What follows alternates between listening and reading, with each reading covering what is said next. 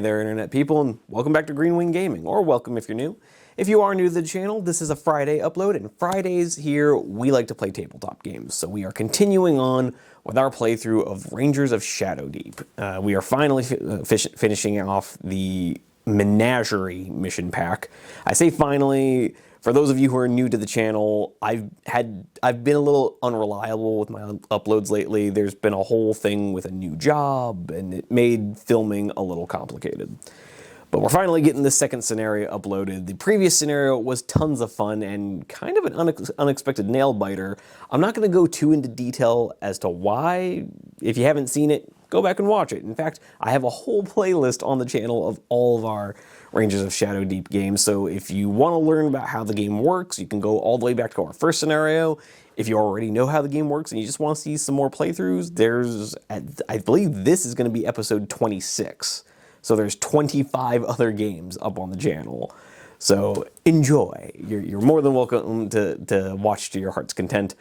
Or just watch this one. I think it's good because I think it's going to be a lot of fun. We're finishing out the mission pack, and the mission is nothing super elaborate. This whole mission pack is really just designed to show off the animal companion mechanics, which is tons of fun.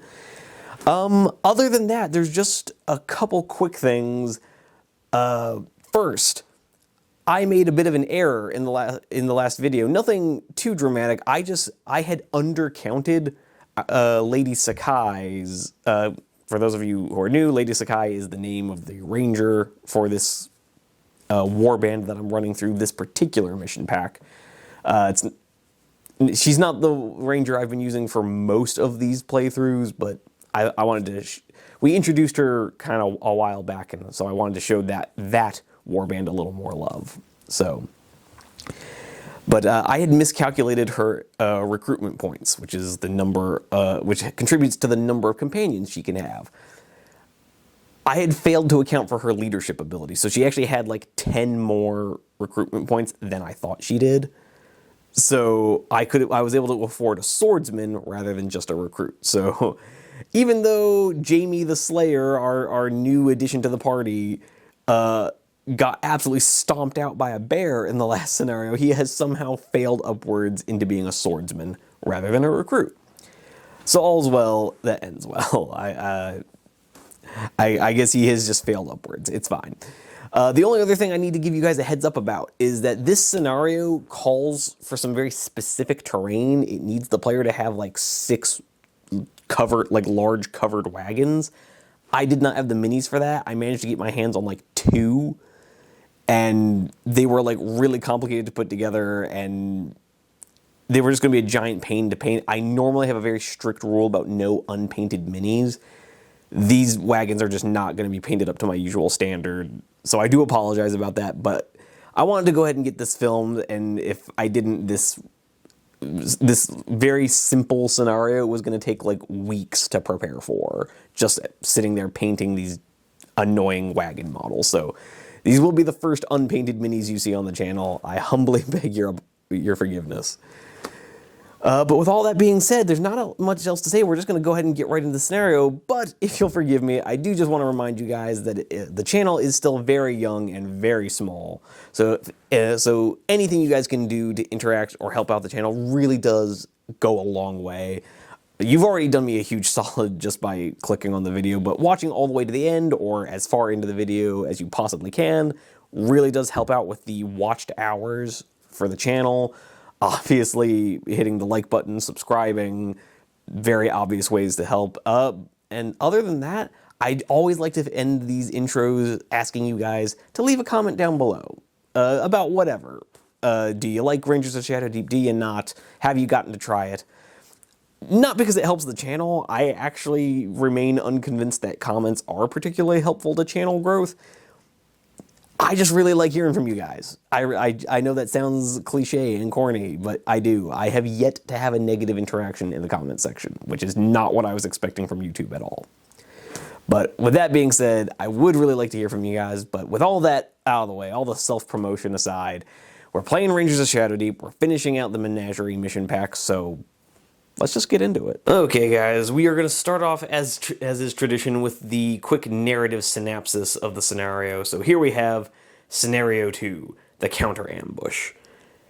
After the dust had settled, it became clear that the ambush was no coordinated attack. In fact, it seemed more like the forces of the Shadowdeep were chasing after the various animals than they were herding them towards you. Gathering your companions, you follow the tracks of your attackers back and discover a scene of chaos. A group of 6 fully enclosed wagons are parked in a rough circle, each pulled by a pair of oxen. One wagon has tipped over on its side and smashed to pieces, exposing nothing more than a bit of hay inside. Cultists and gnolls rush about the wagons in a haphazard manner. No one seems to be in charge. You don't know for certain what is in those wagons, but you recognize an opportunity to strike a blow.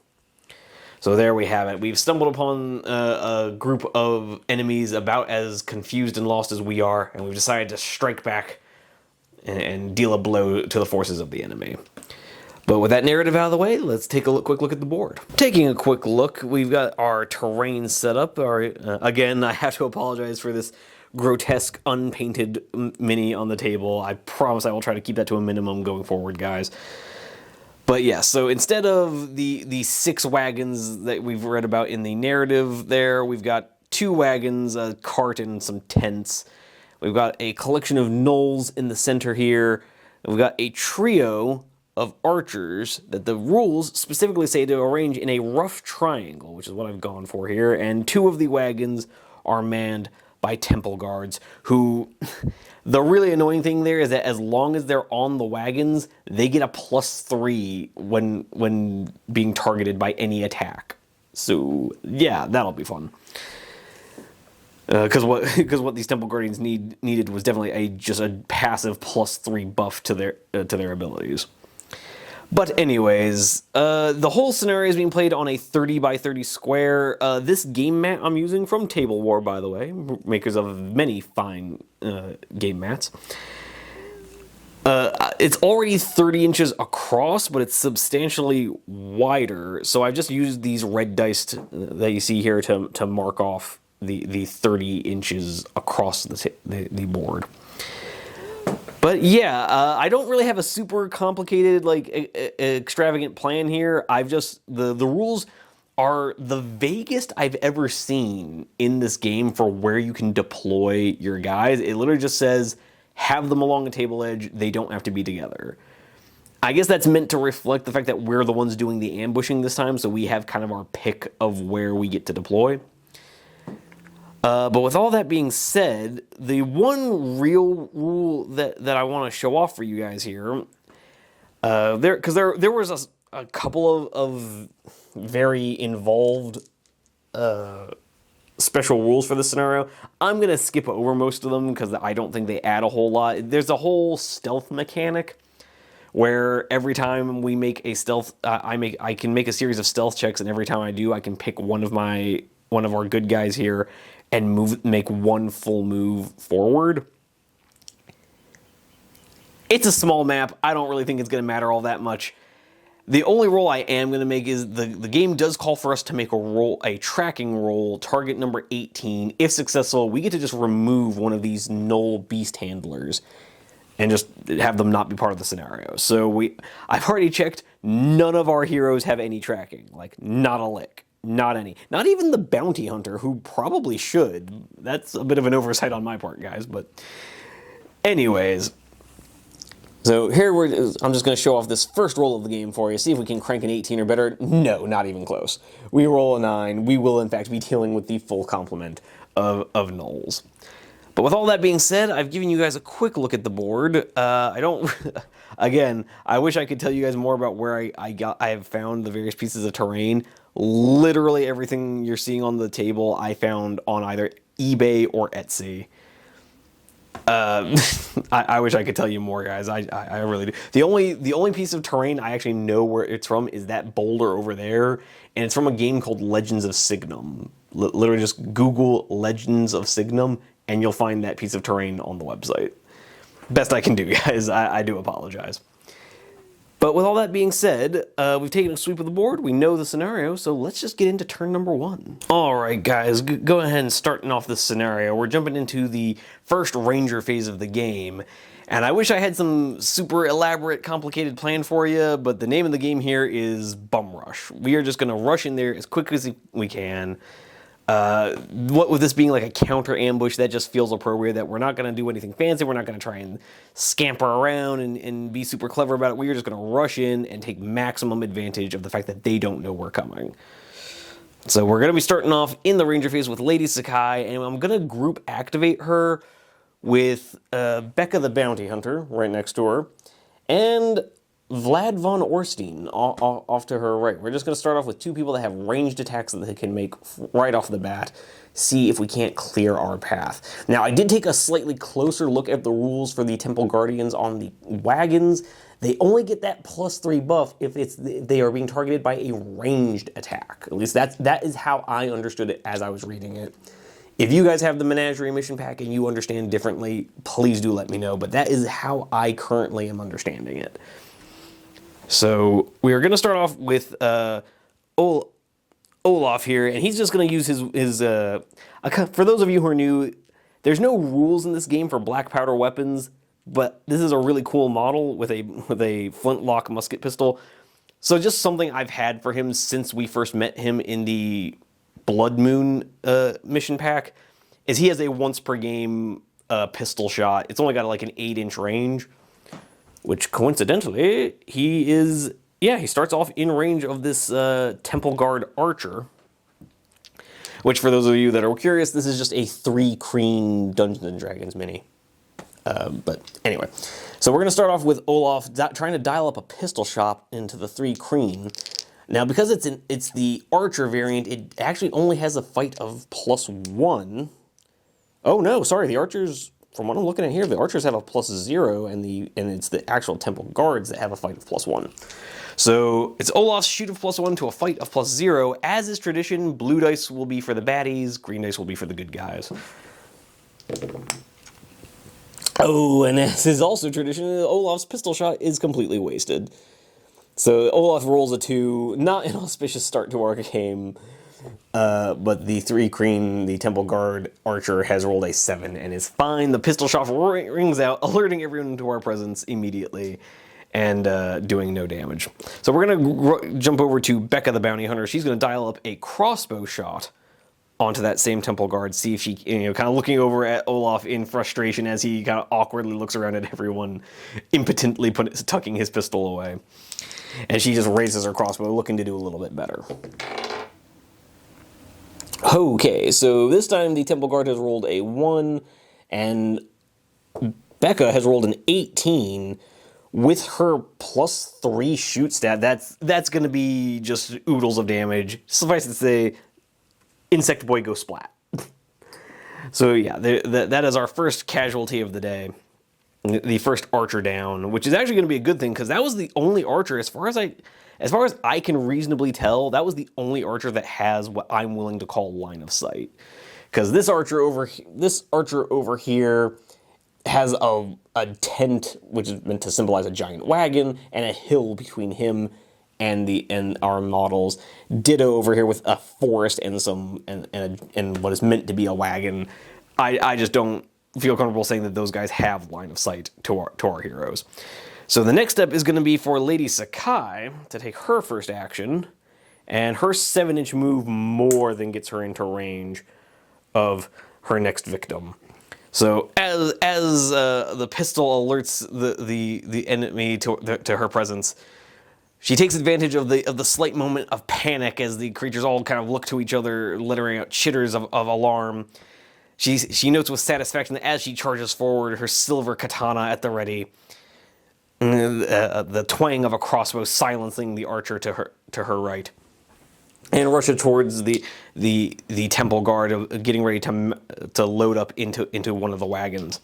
Her blade at the ready. Can she make this work? It's going to be fight +1 for the Temple Guard against her fight +4, so the odds are in her favor. And the odds have worked out. She has rolled a 19, where the Temple Guard has rolled a 2. So obviously, a 19 +4, that's a 23. I'm kind of embarrassed that I have to pause to do the math there. But then she gets another +2 damage. So that's 25 damage against an armor of 11. So yeah, anything above a 21 kills these guys. So as Lady Sakai rushes forward, the temple guard darts its gaze around, trying to ascertain the nature of it, turns around just in time to see the flash of her blade remove his head from its shoulders. Our second adversary goes down. And with that being said, we move on to our second, well, I guess that was both of Lady Sakai's actions, one to move, one to fight. Olaf here is going to take a 6-inch move forward, just looking to back up Lady Sakai so she doesn't get absolutely ganged up on by these this pack of beast handlers over here. And Becca's second action is just going to be to reload her crossbow. Because, yeah, I don't particularly feel like having her rush forward with an empty weapon. That being said, it is now into the creature phase, and so we have rules as written. We have to go with the closest enemies first. So the beast handlers are gonna make a day of it.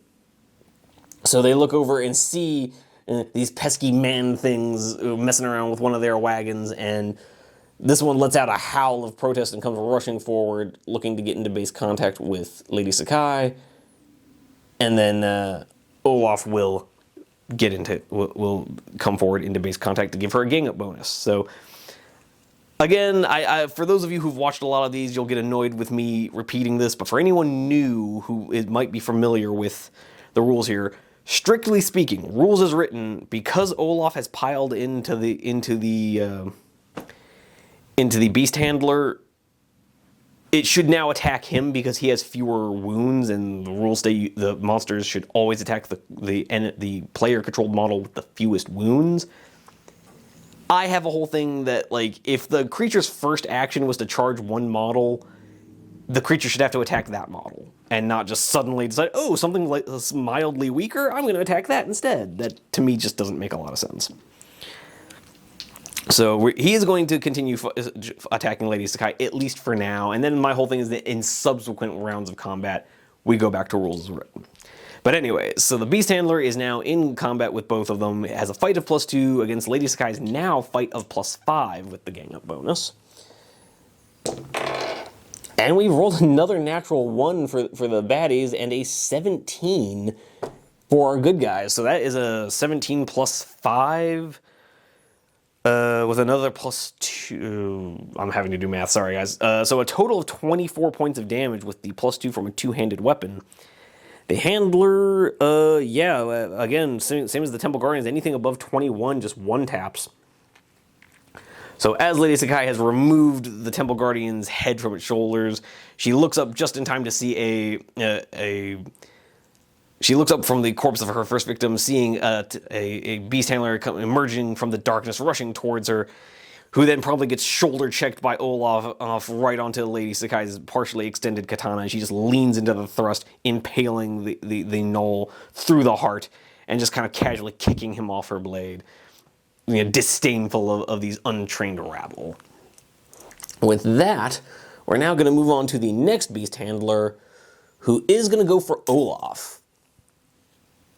And come rushing in as his first action. Lady Sakai will then pile in. But again, the way I'm working this is because he charged Olaf, he's fighting Olaf. So as Olaf has shoulder checked one adversary onto the blade of Lady Sakai, she kicks it backwards and sees gives a casual nod of warning to her companion of another enemy coming his way.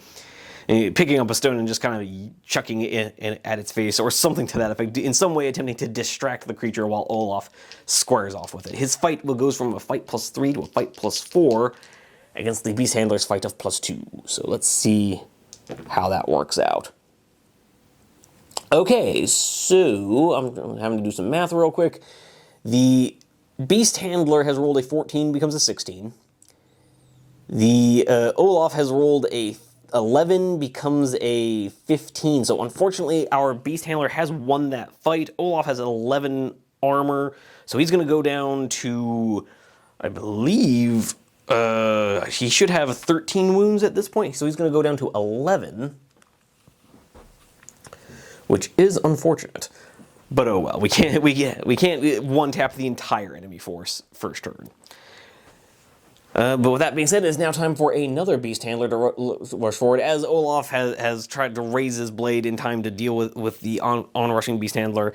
He kind of stumbles on this hill, on the slope of this hill that he's pressed up against, and as he swings his sword in the face of the handler manages to duck it and jab forward with its rusty dagger, just barely piercing the thick leather of his coat and drawing the slightest amount of blood.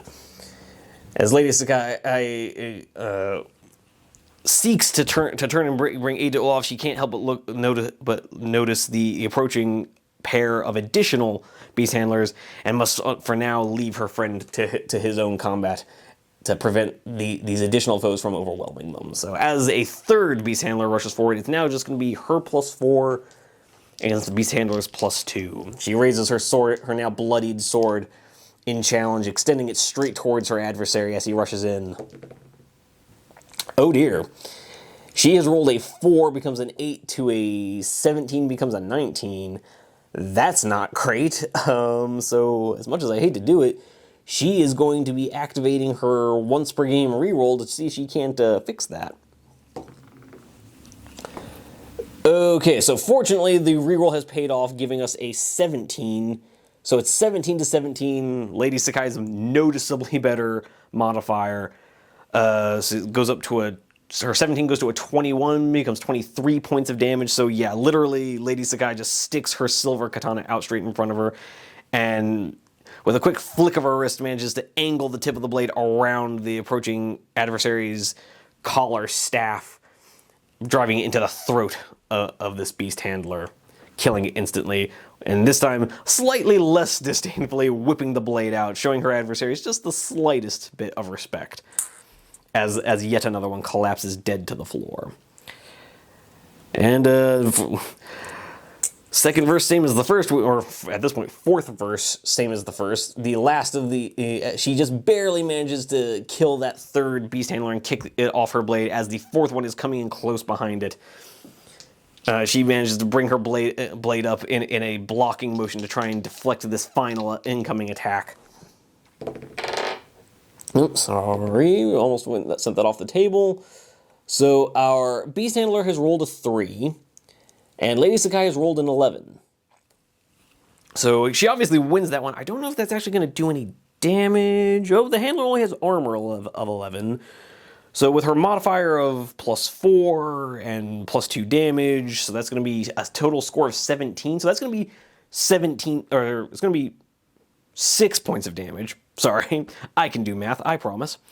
So that's going to be 6 points of damage. So the handler is going to go down to 4 wounds. We're going to grab him a wound marker, and we're just going to push the beast handler back a bit, put him on 4 wounds.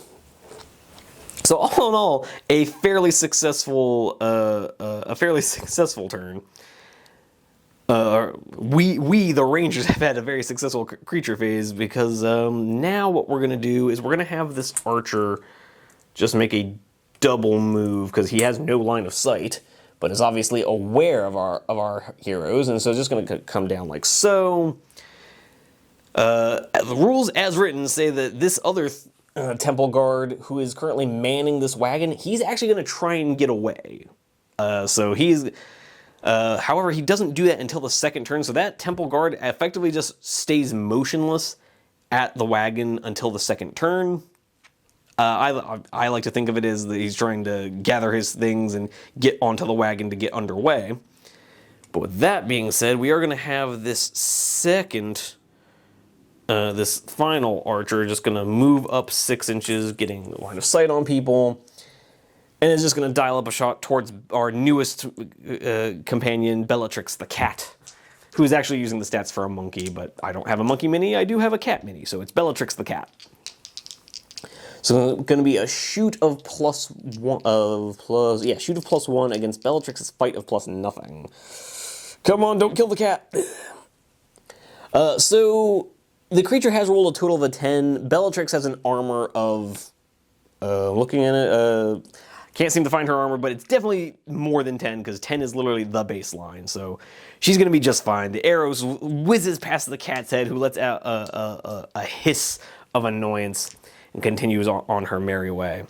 But with that being said, we have reached the end of the creature phase, and it's not going too terribly. We've already eliminated half the beast handlers, wounded a third, and we're going into the companion phase, where things are going to get a little weird. So going into the companion phase, we're going to start off with Ingrid von Orstein, who is just going to take up position up on the hill, her 6-inch movement being more enough for her to make the top.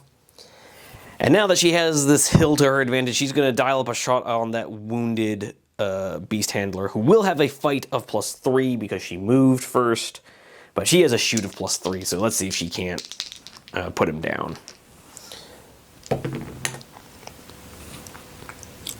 She can. So the beast handler has rolled an 18, which is a pretty good roll, but Ingrid here rolled a 19. So she, with their modifiers being even, her roll is higher, so she wins. 19 + 3 is a 22, +2 damage for being a crossbow. That's definitely enough to do the 4 damage to finish this guy off. So as Lady Sakai, I brought up her silver katana, blocking the incoming lash of this final beast handler. She twists her arm in a circular motion, bringing the edge down to slash the creature's arm, shoulder checking it back just in time for Ingrid to put a crossbow bolt between its eyes. Lady Sakai looking up to her faithful friend and nodding in appreciation. And that is going to be Ingrid's 2 actions. Moving on, we're going to go to Jamie the Slayer, our newly anointed. I called him a swordsman in the intro. He's going to be a man-at-arms, not a swordsman, because swordsmen are considerably more expensive. And he is just going to make a double action move to tie up the archer, because the archers have a fight of +0. So he's just going to make a double move to get into combat with the archer so we don't have to worry about getting shot again. As for Gorbin, I think he might just go help out the recruit, because the two of them got taken out of action together last time, and I'm going to say that they've somehow bonded over it. So he's going to take his double action move, and Gorbin is just going to end up like so, just in case Jamie the Slayer decides to be an idiot yet again and get himself hurt. So, Briar the Badger, with his diminished movement, is going to make a double move of 7.5 inches, and end up in base contact with this beast handler, granting an additional gang up bonus. Becca already moved, and then we're going to come to Bellatrix the cat, who for now I think is just going to play it safe and get behind this tent, because I don't know why I bring animal companions. I never want to put them in danger. She's just going to hang out behind the tent and play it safe. Which does bring us to the end of the first turn. That is the end of the companion phase. So we come over to the event phase, also known as the deck of scary things.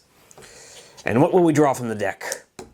We have drawn a red 3. So let's go find out what the red 3 has in store for us. So red 3 says, if there is a wagon with a temple guardian in it, which there is, a wheel suddenly comes off this wagon and it tips on its side. Every figure within 1 inch of the wagon, including the driver, suffers a +4 attack and the wagon can no longer move. So the only wagon that was in a position to try and make a getaway has just somehow damaged itself. Guys, this is a new record. I think this is the best first draw we've had from the deck of scary things ever in this playthrough. But whatever, I'm gonna go with it. So yeah, let's hop over real quick and roll that out. Alright, so first we're going to roll for the driver of the wagon, who is somehow, like, in his panic trying to get away from the approaching humans, has rushed onto his wagon, kind of thrown his oxen into a panicked beginning, and run his wagon right over a hidden boulder in the mushy ground beneath the wagon, and has thrown the wagon completely over. So the Temple Guard has a fight of +1 against an attack of +4. Crap. Apologies, the blue dice went off the table. So the Temple Guard has rolled a 6. The wagon has rolled a 12. With a +4, becomes a 16. That's going to be 5 points of damage, putting this Temple Guardian back down to 5 wounds. So he's taken off half of his own health just by trying to drive away.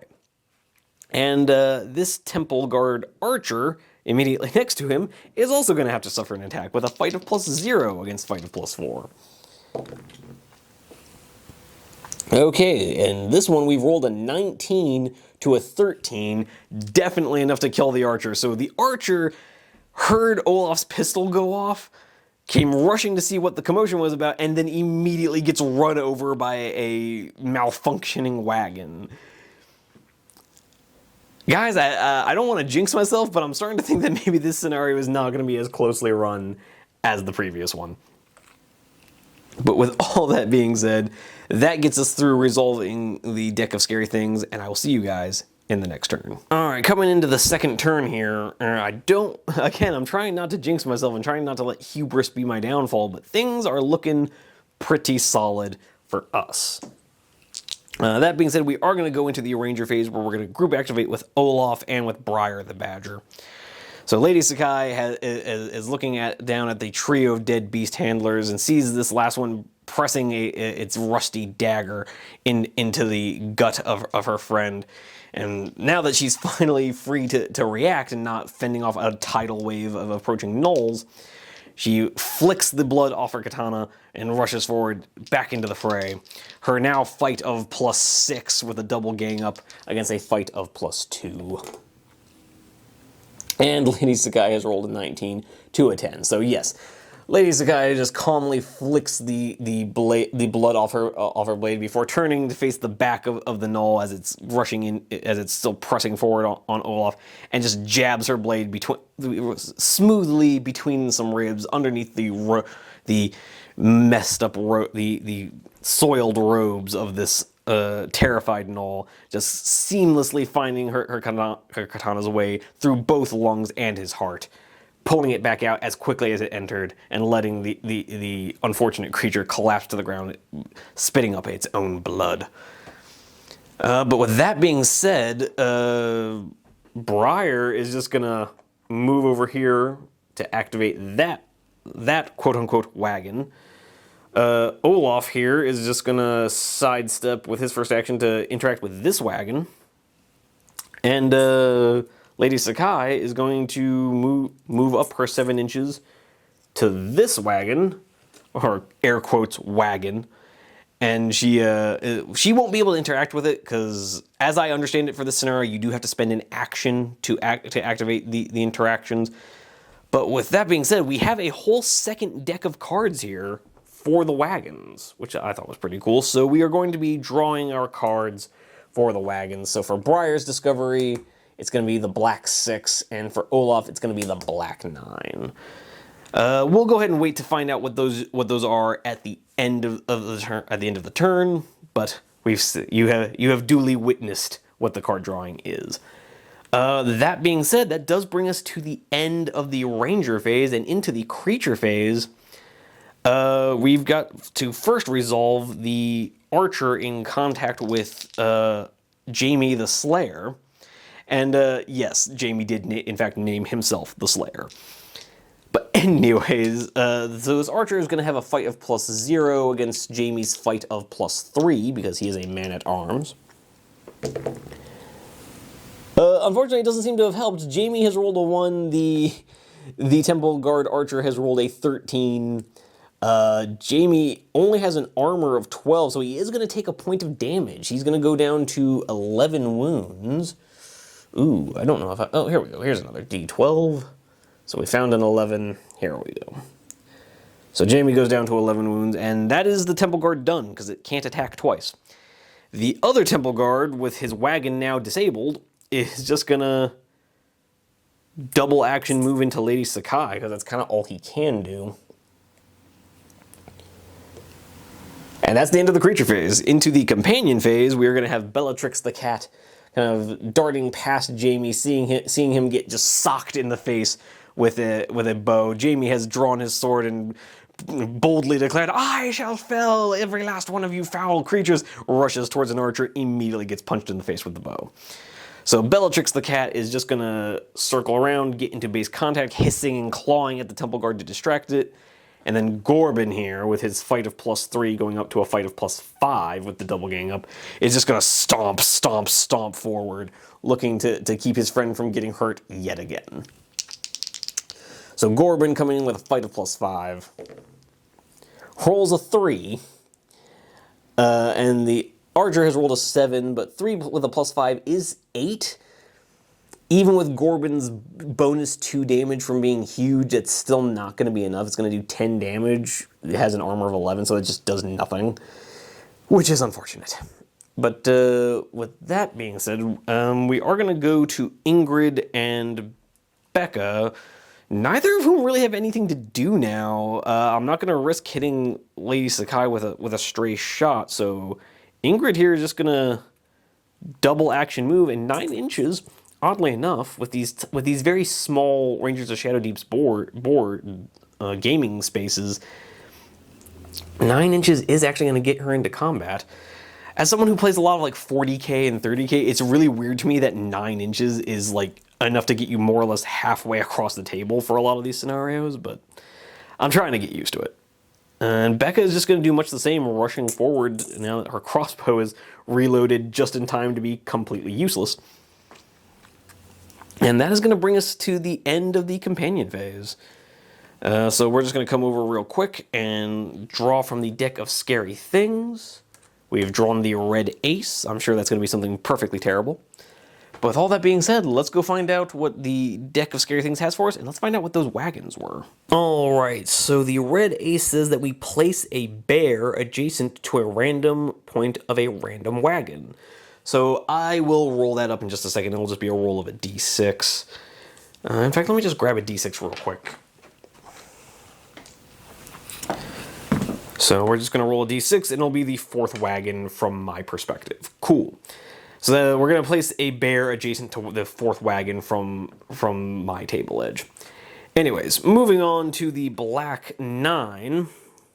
For the first wagon, or rather the second wagon, the one that Olaf investigated, this wagon is filled with dozens and dozens of snakes. The figure must make a will roll, target number 10. If it fails and it had actions remaining, its activation ends immediately. If it did not have actions remaining, it gains a maximum of 1 action in the next activation. So let's see if Olaf can pass a will of 10. I think he's will 0, so he rolls an 18, so he's fine. So he's not scared of these snakes. He just kind of pulls them back. They hiss at him. He waves his torch at them to get them to back off, and he continues on his merry way. But then finally, we are looking at black 6 for what Briar the Badger discovered. This wagon contains the corpse of a large creature. Make an ancient lore roll, target number 10. Oddly enough, Briar does not have any training in ancient lore. And has rolled a 9, so he has failed the check. Oh well. And here it says if successful. We're not even going to read the if successful because he wasn't successful.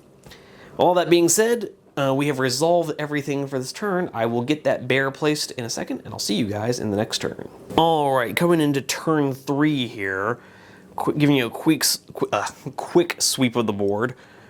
And we've got Gorbin and Jamie and Bellatrix engaged with this surprisingly resilient archer. We've got Olaf over here being completely unbothered by a bunch of snakes. Briar being weird and licking at the corpse of a giant dead creature. But we have our bear placed here on this 4th wagon, on what I have determined to be the 4th wagon, because, 1, 2... Oh, actually, sorry, no. The bear is going to be over here. This is the 4th wagon, because the cart is a wagon, that's a wagon, that's a wagon. Yeah, the center wagon is objectively... So I guess now we understand why there were 4 beast handlers gathered around it. They were worried about the bear getting loose. So that's going to be fun to deal with. But going into the ranger phase, we're going to start off group activating with Lady Sakai and her companion Ingrid. So as the temple guard has stumbled out from the wreckage of his collapsed wagon, looking over his dead friend, he has hefted his spear and come rushing towards Lady Sakai, looking to redeem himself, or at least try to survive this attack of these arrogant man things. So as Lady Sakai is getting ready to investigate this central wagon and is hearing the concerning roars of a bear coming from within it, she turns just in time to see a temple guardian coming at her, spear leveled and at the ready. And Lady Sakai has rolled an 11. The temple guard has rolled a 10. So Lady Sakai gets a total of 16, becomes 18 points of damage, becomes 7 points of damage after subtracting the armor. So as Lady Sakai looks up just in time to see the temple guard coming at her, she lashes across horizontally with her katana, splitting the haft of the spear and gashing a fatal wound through the chest of this approaching temple guard, who collapses, at a full sprint, just runs right past her, collapsing into the dirt, dying a fairly shameful death, having killed one of his allies, injured himself, and then immediately getting one-tapped by a ranger. For Ingrid's first turn, she's now going to dump a shot into the approaching bear coming out of the tent. The bear is going to get a +2 for hard cover, and is already a fight of +4, so it's going to be her shoot +3 to a fight of +6. So Ingrid's not likely to do a lot here, but let's see, maybe she'll surprise us. No, she hasn't. Ingrid has rolled a 2. Ingrid has rolled a 2, the bear rolled a 3, so the bear is fine, and honestly, even if Ingrid had somehow won that roll-off, the 2 wouldn't have done any damage. So her second action is just going to be to frantically reload the crossbow, and Lady Sakai is just going to start to back up a little bit, staying between the bear and Ingrid, but it's kind of, as she is giving herself a satisfied smirk, looking at the dead guard, she sees the crossbow bolt fly past her, sees a bear emerging from the tent, and realizes things might not be easy as she had hoped they would be. But going into the creature phase, we now look to the archer who is embedded in combat, who will now take a swing at Bellatrix the cat as the creature with the lowest wounds in combat with it. So, Bellatrix will have a double gang up bonus, giving her a fight of +2 as both of her companions desperately try to stop the archer from kicking their cat. Okay, and so Bellatrix has rolled a 15 to the archer's 1. Somehow, in a fight involving Gorbin and a man who calls himself Jamie the Slayer, Bellatrix is the only one that can roll high enough to do damage to this archer. Bellatrix has rolled a 15, becomes a 17. I can do math, I promise. Becomes 6 points of damage to this archer, who is now down to 4 wounds. So apparently, the archer has turned around, feeling the distracting scratches of this cat, has turned around to stomp on it, only for Bellatrix to avoid the stomp and then leap up onto this archer's throat and just start biting and scratching the hell out of its jugular. Sure, why not? Apparently, once again, we are continuing the tradition of the animal companions with no combat stats somehow being the deadliest members of the party. But anyways, moving on to the bear, who is now charging directly into Lady Sakai. Nothing to be worried about there. So the bear comes charging forward, and it's going to be a fight +4 against a fight +4. And yeah, let's just see how this shakes out. Okay, so Lady Sakai's doing all right. And so she has rolled a 13, +4 becomes a 17, +2 damage for having a two-handed weapon becomes 19 points of damage. And she just recently got a heroic ability that lets, I forget the name, I think it's Devastating Blow? Deadly Blow? Something to that effect. That says anytime one of her attacks successfully does damage, she can add an extra 3 damage onto it. So the total score will end up being 21 points of damage.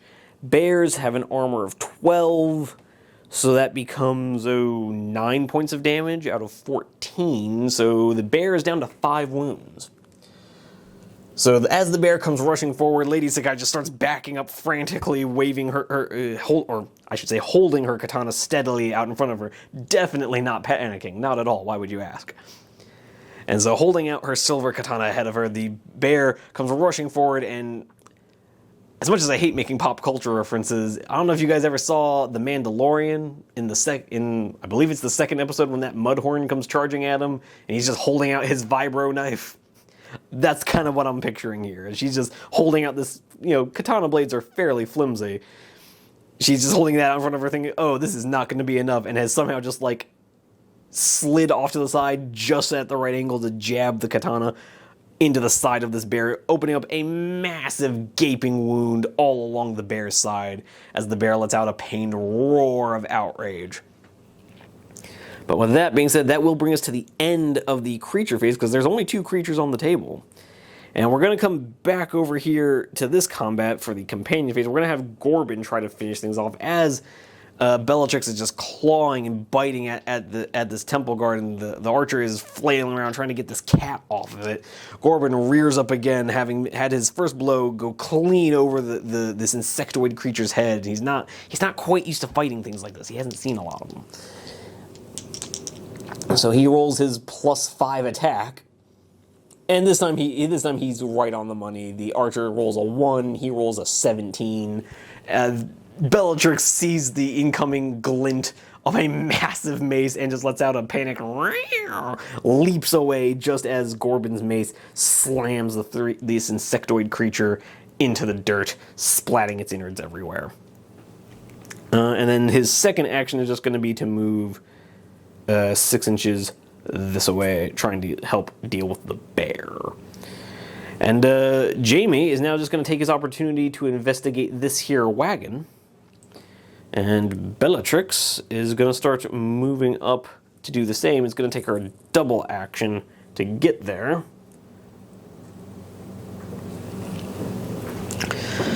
Yes, and then Olaf is going to... Well, Becca and Olaf are going to do the same thing. So Becca and Olaf are over here.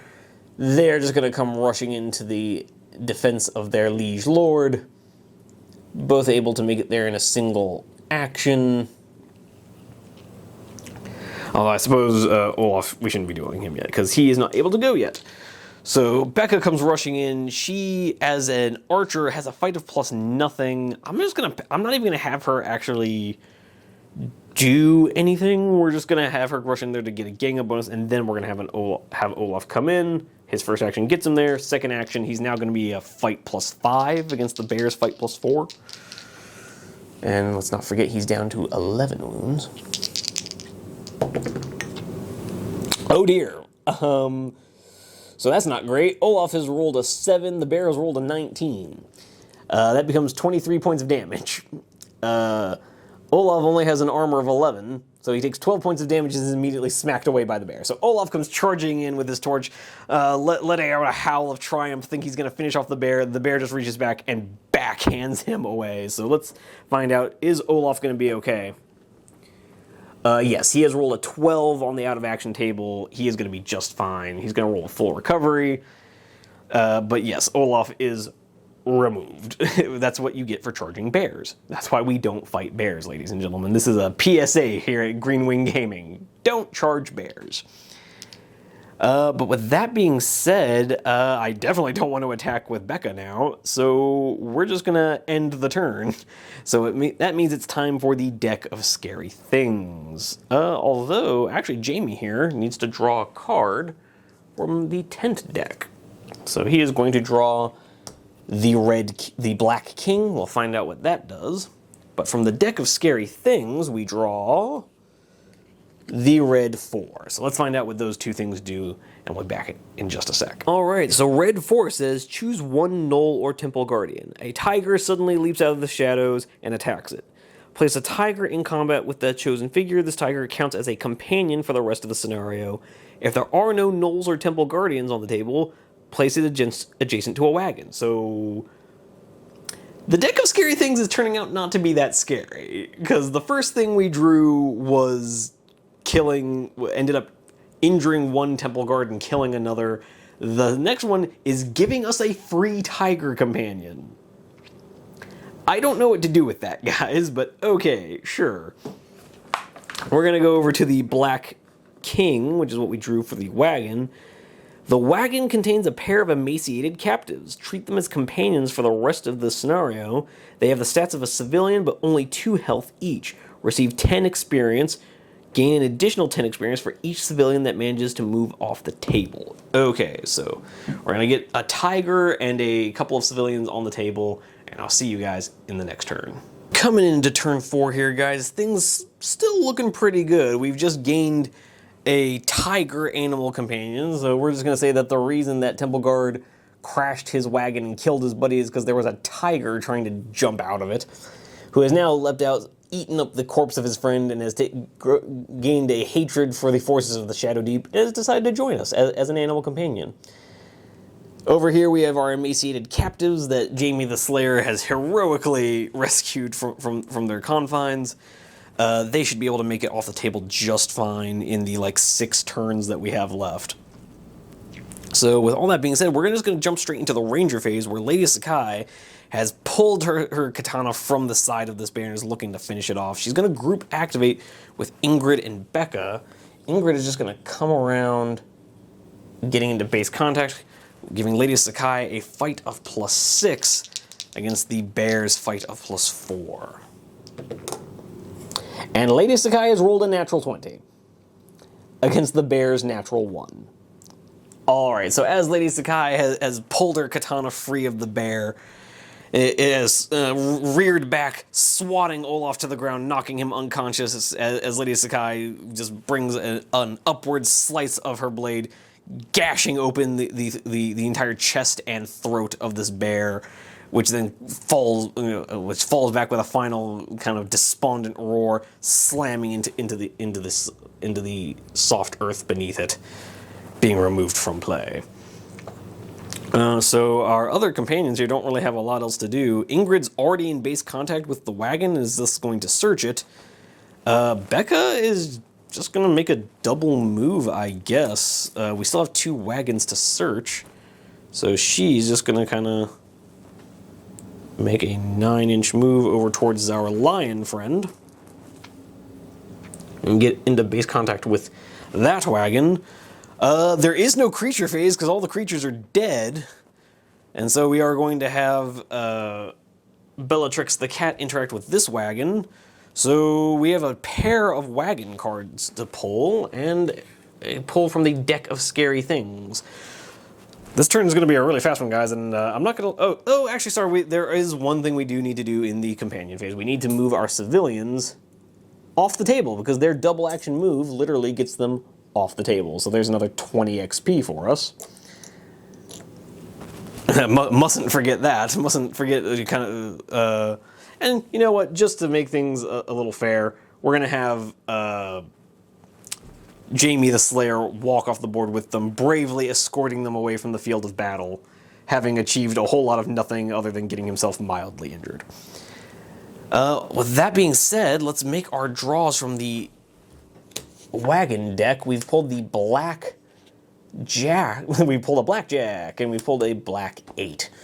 And we will see what those mean in just a second, but from the deck of scary things, or not so scary things this time around, the red jack. Let's find out what all that has in store for us, and I will see you guys in just a sec. Alright, our first, or I guess our second wagon card says that this wagon contains half a dozen small lions and tiger cubs. A figure may take one of these cubs and carry it for the rest of the scenario, even if it has no item slots available. If it does so, it may keep the cub. If it wishes to use it as a companion, treat it as having the stats and RP cost of a hound for the next 2 missions. Afterwards, it grows into a lion or tiger, which can be recruited as normal, but with a permanent +1 will. I'm not even going to bother with that, guys. I'm just going to level with you. I am not going to go through that much effort just to raise a lion cub. Not doing it. Sorry. But going over to the black jack, here it says, this wagon is filled with books and papers. Make a read runes roll, target number 10. If successful, the figure finds a spell book. The investigating figure may carry the spell book for the rest of the scenario, even if it has no item slots and would normally not be allowed to use it, or use such an item. After the scenario, it must be given to a figure that can normally carry it, and takes up an item slot as normal. Well, none of my companions in this party can carry spell books, so meh. I guess I could, that's not true. I guess I could hand it over to Lady Sakai. I'll also have to see if she has any inventory open. But yeah, so I guess Lady Sakai just got herself a spell book. Even though she doesn't need, you know what? No, we're just gonna not even remember that because Lady Sakai has no spells and I have no intention of giving her any. So looking over at the red jack, place a giant snake adjacent to a random point of a random wagon.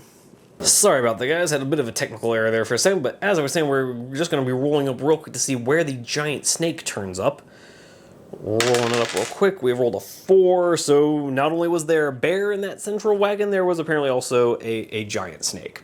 I guess we know what chased the bear out. So I'll get that placed real quick, and I'll see you guys at the start of the next turn. All right, coming into turn 5, guys, and we are going to be group activating with Lady Sakai and Ingrid here. Ingrid is going to dial up a shot into that giant snake, see if she can't just put it down before it becomes a problem. So the snakes, I believe, have a fight of +1. She's going to have a shoot of +3. And she has rolled a 15 to the snake's 9. So she's definitely won that roll off. And with a total of 20 damage, I'm fairly confident that that just puts the giant snake down. So the giant snake comes slithering out of the tent, letting out a menacing hiss, and Ingrid just instantly says, no, go away. With that being said, Lady Sakai is just going to start backing up. There's not really anything left to do here. The enemy have been thoroughly destroyed, so she's just going to double move. So her 7 inches, or 10.5 inches, getting her way back here. Ingrid's second action is just going to be to reload the crossbow. There is no creature phase, so going into the companion phase, we're just going to have Becca draw from the wagon deck. She's drawn the black ace, so we'll see what that means at the end of the turn. In the meantime, Briar here is going to make a 7.5-inch move, headed back to the edge of the table. Gorbin is going to do much the same. We're actually just going to have Gorbin walk off the table because I don't really see a lot of point in keeping him around. We are just in full retreat mode at this point, guys. We are just trying to get the hell out of here. Becca's second action is just going to be moving 6 inches back towards Ingrid. Her animal friend is just going to end up like so. Bellatrix the cat is going to make a 9-inch move towards this cart. And yeah, we are just straight up getting out of here before the deck of scary things can turn on us, is basically the plan here. Speaking of which, we need to go to the deck of scary things because we've now hit the end of the turn. And we have drawn the red 8. We'll see what that has to say along with the black ace. And I'll see that in just a sec. Alright, we are placing a Knoll Beast Handler adjacent to a random point of the smashed wagon. So the central wagon where the bear and the giant snake were. Sure, apparently it was quite the party going on in there. But with that being said, what was the black ace? Dozens of songbirds suddenly burst out of the wagon. Gain 10 XP. All heroes receive +1 fight for the rest of the turn. Cool. So yeah, apparently we had a John Woo moment and they opened up a wagon and a bunch of white doves flew out and they all instantly went into slow motion kung fu fight mode. But with that being said, I will get that beast handler placed on the table and see you guys at the start of the next turn. Alright, coming into the 6th turn and what may end up being the last turn of the game or near to it, we're just going to come into the ranger phase here. No one is close enough to Lady Sakai for her to group activate, and honestly, I am feeling so confident at this point, this may come back to bite me, but Lady Sakai is just going to ignore this beast handler that came out over there, and she's just going to walk off the table. Yeah, at this point, most of our party is off the table. So we're just going to go straight into the creature phase, where this beast handler is going to rush into Becca and get ganged up on by Ingrid. Beast handler has a fight of +2. Becca now has a fight of +1. Although, you know, I'm going to extend the John Woo +1 to this turn since we didn't get to use it in the last one. So the wagon that's giving us the doves and the +1 fight is going to apply here, so it's going to be dice even. Fight +2 all around. Becca has lost that. She's rolled a 10 to the Beast Handler's 13, becomes a 15. She takes 4 points of damage, down to 9. Let's see if I can't find myself a D10 over here. So she's down to 9 wounds. Okay, so maybe we retreated too soon. Maybe we retreated too soon. But going into the creature phase, our tiger friend here is just going to turn on its now former captor. I like to think that as this beast handler has emerged from the smashed wagon at the center of this deadly counter ambush, has seen the pair of archers nearby, thought itself, oh, I'm going to be so clever and get into melee with these ranged characters. And then just stops dead in his tracks as he sees the lion he has been tormenting for the last several weeks, or rather the tiger, come rushing towards him. Tigers have a fight of +4, which is now a +6 because it's got a double gang up bonus against the beast handler's fight of +2. So the tiger has rolled an 18 against the beast handler's 7.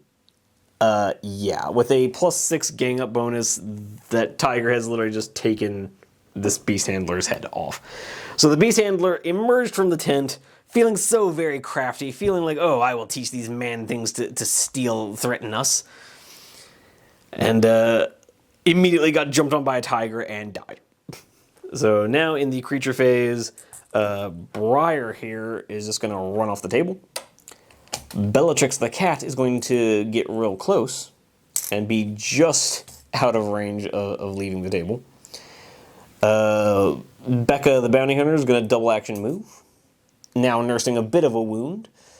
Ingrid will be right behind her. And the tiger is currently eating a nice tasty meal of Knoll. And with that being said, guys, I'm probably going to call it here. Yes, technically I've got like another 2 turns worth of movement to be doing, and that's 2 more turns of cards to draw. But I just feels like we know how it's going. All of our meaningful characters have got off the table. We're just going to assume the tiger is fine. The tiger eats the Knoll and runs off happily into the woods. Bellatrix, Ingrid, and Becca clearly are not going to be in any trouble. So yeah, we're going to call that one here. This one, way less of a nail-biter than the last one, but that's kind of the advantage of being the one doing the ambushing versus the one being ambushed. So clearly, Operation Bum Rush the Enemy has worked out in our favor. But with all that being said, because I mean, even the one thing that went wrong, Olaf getting taken out of action, he rolled a full recovery, so he's going to be just fine. He literally just got backhanded by a bear and took a quick nap. He's just going to wake up with his daughter, his long-suffering daughter, kind of dragging him through the mud, saying, "Seriously, Dad, you need to stop doing stuff like that. You're not as young as you used to be." But with all that being said, this may not have been a nail biter, but this was definitely a lot of fun. I've definitely had a laugh playing this scenario, guys. I hope you did too, and I will see you guys in the outro. Okay, there we have it. Another game of Rangers of Shadowdeep in the bag, and this one, not quite as much of a nail biter as the last one. We kind of walked all over these guys, but you know what? Sometimes that's just how it works out. This is completely a game of chance with dice and the randomness of a shuffled deck. I really could not have asked for a better initial draw on the deck of scary things than to literally just, oh, hey, the one wagon that might get away. It immediately becomes immobilized and kills the archer standing next to it. You know, it would have been very difficult for me to have a better beginning to a scenario, and we just rode that initial success all the way to the end. Not a whole lot to say about the scenario other than it handed out a lot more XP than I was expecting it to. Taking the time to search all of the wagons really did pay off. Just handing out buttloads of XP, killing just enough enemies to really get us up, start racking up an XP tally. And so Lady Sakai actually leveled up again. She leveled up in the last scenario, leveled up again in this one. So she gained a stat increase and has now maxed out her fighting ability with a fight of +5. So she's a bit of a beat stick with that katana of hers. Other than that, not really a lot else to say. Everybody else came out more or less intact. Olaf is going to be a little embarrassed at having been knocked out again. But other than that, not terribly eventful. The narrative of this mission was that we had failed to link up with another ranger party, but we apparently managed to organize an ambush on some enemy forces that were gathering up animals for reasons unknown. But whatever that reason was, we shut that down real quick. But with all that being said, I do hope you guys enjoyed this scenario. I know I certainly enjoyed playing it. Rangers of Shadowdeep is always a blast, even when it's not a particularly close run thing. I really enjoy this system. But anyways, just another quick reminder that hitting the like button always helps, and subscribing helps even more. But thank you so much for watching this far of the video. If you have made it this far, I really do appreciate it.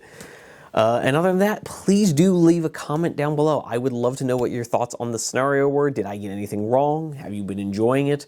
Are you planning on trying out Rangers of Shadowdeep yourselves? I want to know. Inquiring minds want to know. This inquiring mind. So I would love to hear from you guys. But other than that, with the last shameless plug for some help with the algorithm, all there is left to say is that I would love to see you guys down in the comment section. I'd love to see you over on some of our other videos. And in the meantime, happy wargaming. Onward to glory!